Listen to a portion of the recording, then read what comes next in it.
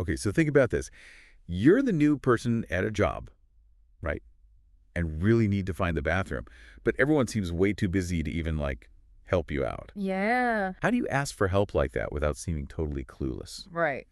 Today's deep dive is all about mastering the art of asking for favors at work, because we all need a little help sometimes. Yeah, you might be surprised to know that the phrase welcome on board comes from Welsh ships. Really? Yeah, they used to say that Yeah. when new sailors came on the ship. Interesting. So it's like a nautical term. Right. Wow. So for this deep dive, we're going to be pulling some wisdom from this English language learning podcast episode. Mm-hmm. And it's all about asking for favors in a professional setting. But let me tell you, there's a lot more to it than just saying please and thank you. It really is a crucial skill to have. Oh, for sure. You know, not just in the workplace, but really in all aspects of life. Yeah. It's about building relationships, fostering collaboration, and really acknowledging that we can't always do everything on our own. Yeah, we need help sometimes. We all need help. Okay, so this episode breaks down some great phrases and strategies we can use to ask for favors effectively. So let's go through some of them. Okay. All right, so like, how do you actually phrase the request? Right. The podcast gives 3 distinct ways to phrase a favor.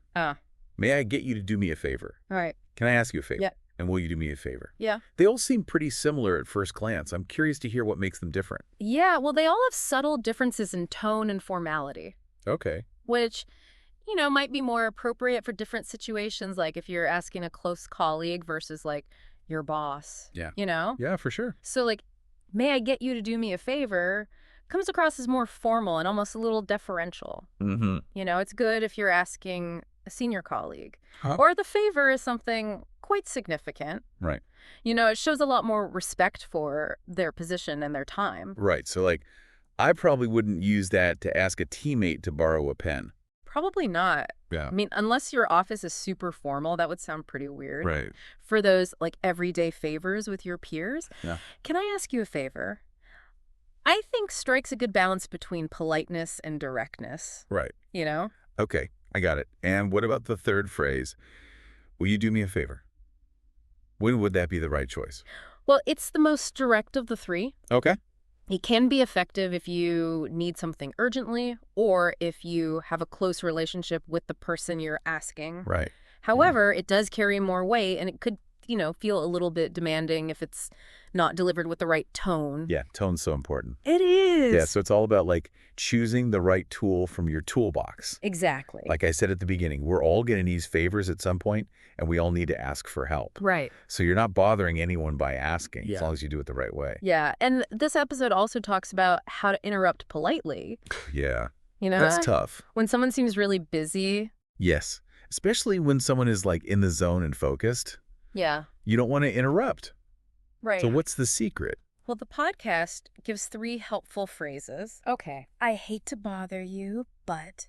I'm sorry to bother you, but. Mm-hmm. And I don't mean to bother you, but. Right. They all acknowledge that you are interrupting, you know? Right. And they kind of soften the blow a little. Yeah. I could see how those could backfire too, though, if your tone is off. Totally. Yeah. Like if you say, I hate to bother you, but you say it in like a really impatient tone. Right. It's like adding no offense before something offensive, you know? really. It just doesn't work. Yeah. Your tone of voice and your body language really have to match the sentiment of Right. these polite phrases. Yeah. It's like being mindful of the other person's state Uh-huh. and, like, approaching the interruption with genuine respect. Yes. You're not just throwing out a quick apology before you barge in with your request. Exactly. And speaking of barging in, remember, Rachel, the new employee, Yeah. desperately needing to find the bathroom, Yes, poor Rachel. she asks, like, 2 or 3 people, Uh-huh. and they're all just too busy. They're all too busy. Yeah, and unhelpful. Right. I mean, it's kind of a funny scenario, It is funny. but it's also relatable. Yeah, we've all been there. Yeah, like when you feel lost at a new job Yeah. and you don't know who to turn to.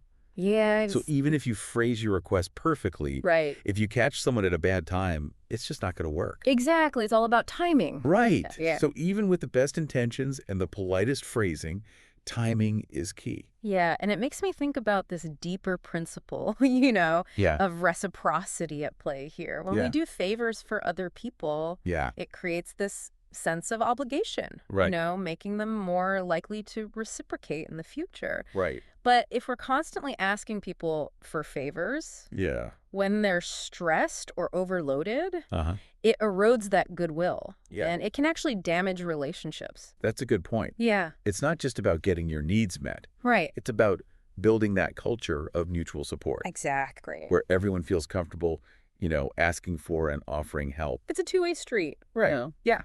So how can we get better at recognizing those good moments Right. to ask?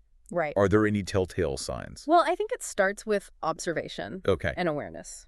Uh-huh. Pay attention to your colleagues' workloads Right. and try to gauge, their stress levels. Right. Like, are they rushing from meeting to meeting? Right. Are they overwhelmed with deadlines? Yeah. If so, you might want to wait for a calmer moment or, Right. find somebody else who has a little bit more bandwidth. Okay, so what if you need help with something urgent? Okay.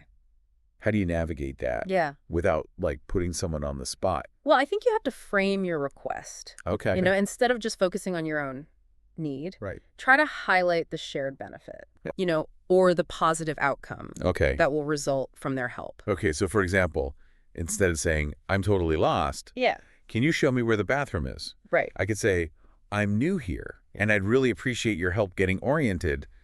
Could you point me in the right direction? That's perfect. Okay. Because you're framing it as a way for them to contribute to your success and your integration into the team. Right. And you're more likely to get a positive response that way, I like that. even if they're busy. It shows that you value their expertise and that you're invested in building a positive working relationship with them. Yeah, exactly. So we talked about phrasing, we talked about timing, but there's another layer to this whole favor asking thing Yeah. that I find really fascinating. What's that? The psychology of it all. Uh-huh. Why is it that we're so hesitant to ask for help? That's a great question. What are some of those barriers that prevent us from doing that? Well, one is that we're afraid of appearing incompetent. Oh, yeah, totally. Yeah. We worry that asking for help will make us look weak or incapable. Especially in a competitive work environment. Especially, and then there's the fear of rejection. Yeah. We're worried that the person will say no. Right. Or that people will judge us for needing help. Right. So this can lead to us avoiding asking at all, Yeah. even if it means we're struggling, Right. So it's really important to challenge those assumptions, and Yeah. recognize that asking for help is not a sign of weakness, but it's actually a sign of strength and self-awareness. Okay.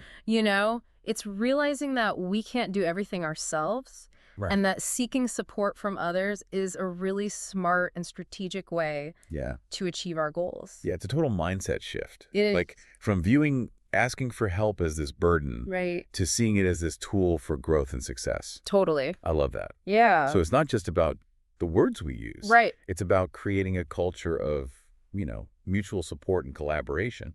Exactly. Okay, so the podcast we're looking at gives some really good insights on how to do that. Uh-huh. Not just the practical phrases, but also encouraging us to reframe our thinking about what it means to seek support from others. Totally. So it's more than just learning the right words to say. Right. It's about cultivating this mindset Mhm. of collaboration and mutual support. Yes, we're all in this together. Yeah. Even small acts of kindness can have a ripple effect, Right. throughout the workplace. All right, so we've talked about the different ways to phrase a request, Uh-huh. the importance of timing, reading the room, Right? and even the underlying psychology of why we hesitate to ask. Yeah. What else can we learn? Well, one thing that I thought was really interesting Yeah. was their emphasis on nonverbal communication. Okay. It's not just the words we use, Right. it's how we say them. Right. Our body language plays a huge role. Oh, for sure. You know? You could use the politest phrase in the world, but if you're scowling and crossing your arms, Right. it's going to send the wrong message. Exactly. So it's about approaching the interaction with genuine warmth and openness. Yes. And a willingness to connect. Yes. And this leads us to another interesting thing from this episode. Okay.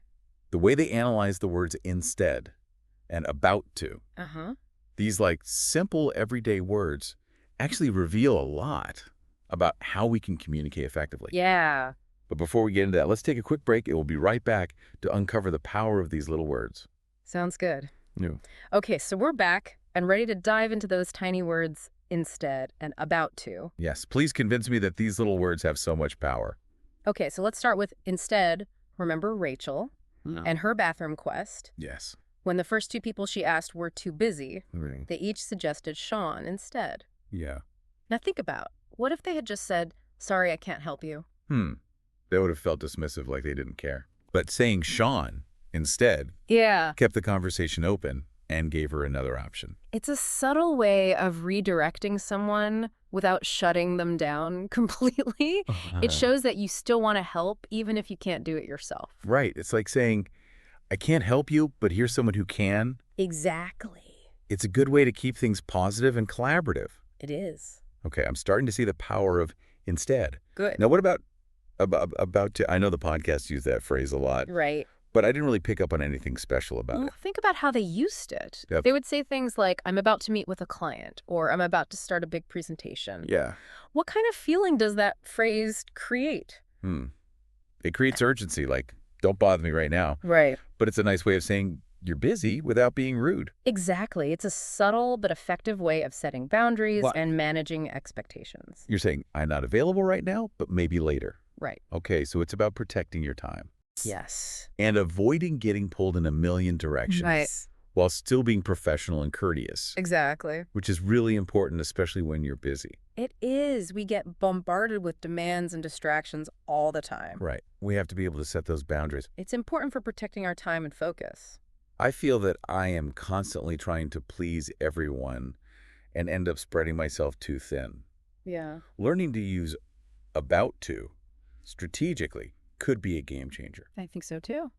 It's about finding that balance between being helpful and also protecting your own needs. Absolutely. Okay, so going back for a sec, we talked earlier about the fear of appearing incompetent, Uh-huh. and that's something I really struggle with, especially with asking for favors. Yeah. How can we get over that fear? Well, first, I think we need to challenge the idea that asking for help is a sign of weakness, Okay. because it actually takes more courage to admit you need help than to struggle on your own. Yeah, instead of thinking of it as a failure, Right. we can see it as a strength. Like being willing to learn and grow, even if it means asking for help. Exactly. And remember, everybody has things they're good at and things they need help with. Right. It's about figuring out what those are and not being afraid to ask for help. So it's all about collaboration. It is. And understanding that we're all in this together. None of us have all the answers. Right. And by working together, we can achieve so much more. I like that. And, most people actually enjoy helping others. They do. It makes them feel good. Yeah. So when we ask for help, we're giving them a chance to share their expertise and feel valued. Exactly. It's a win-win. It is. All right, so we debunked that myth that asking for help is a weakness. We explore the power of words like instead and about to, and even that whole psychology behind building a collaborative work environment. Yeah. What else? Well, it's important to be specific when asking for favors. Okay. The more clarity you provide, the more likely you are to get the help you need. So instead of saying, can you help me with this project? Yeah. I should say, I'm having trouble analyzing this data. Can you walk me through your process? Perfect. Yeah. By being specific, you're showing that you've thought about this and that you respect their time. Right. And it avoids all that back and forth of trying to figure out what I need. Exactly. Specificity is key. It is. Okay. And this episode also touches on the importance of expressing gratitude. Oh, yeah, of course. It might seem obvious, Right. but taking the time to sincerely thank someone for their help can go a long way. A simple thank you can be so powerful. It really can. It shows that you appreciate their effort. Right. And it reinforces that culture of reciprocity. It does. When people feel appreciated, they're more likely to help again in the future. So it's not just about getting what you need. Right. It's about building those relationships Mm-hmm. and creating a positive work environment where everyone feels valued. Yeah, well said. And expressing gratitude isn't just about saying thank you. Right. It's about acknowledging the specific ways in which their help made a difference. Exactly. So instead of just saying, thanks for helping me with that project, Right. I could say, your insights on the data analysis were really helpful. I really appreciate you taking the time to walk me through your process. Perfect. Okay. That shows that you are paying attention and that you value their It contribution. makes it more personal and meaningful. It does. I like that. So we talked about phrasing, timing psychology, specificity, gratitude. Right. Now, what about this whole idea of managing expectations when asking for favors? Yeah. What is that about? It's about understanding that not every request will get a yes. Right. And that's okay. Okay. It's about learning to handle those situations with grace and understanding. Okay. I'm curious to hear more about that, how to handle those situations where someone just can't help me. Yeah. So we were talking about managing expectations when asking for favors. Right. Like, how do you handle those situations when someone just can't help you? Right. And this episode actually gives us some good tips for that through Rachel's bathroom quest. Okay, so remember how the first two people she asked weren't able to help? Yeah, they were both busy and couldn't just drop everything. Right. And it would have been easy for her to get discouraged or frustrated, but she didn't. Yeah, she handled it really well. She did, and there are some important lessons there. Okay, like what? Well, first, she accepted their no really gracefully. She didn't get defensive or try to make them feel bad. But you don't want to pressure someone into doing something they can't do. Exactly. And by doing that, she maintained those relationships and kept things positive. So it's like recognizing that sometimes people really can't help. Right. It's not always personal. Okay, that makes sense. And the second thing is that she didn't give up. Yeah. She kept asking until she found someone who could help. Right, so it might take a few tries. It might, Okay. but you have to be persistent while still respecting people's time. Right, it's that balance of being assertive but also respectful. Exactly. I feel like we've covered so much in this deep dive. What are some of the key things you want our listeners to take away? Well, I think the biggest one is that asking for favors is not a weakness. Right. It takes a lot of strength to admit when you need help. You show self-awareness. Exactly. And I think another big takeaway is that we need to build a culture of helping each other out at work. Yeah, I agree. It makes for a much more positive and supportive environment. Absolutely. And when we help each other out, we all win. Exactly. Even small acts of kindness can make a huge difference. This episode has been so helpful. I know I've learned a lot about the art of asking for favors. Me too. I hope our listeners have too. I think so. So next time you need help at work, remember what we talked about today. Approach the situation with confidence and respect. And remember that asking for help is not a bad thing. It's actually a really good thing. Well said. All right, that's all the time we have for today's deep dive. Thanks for joining us, and we'll see you next time.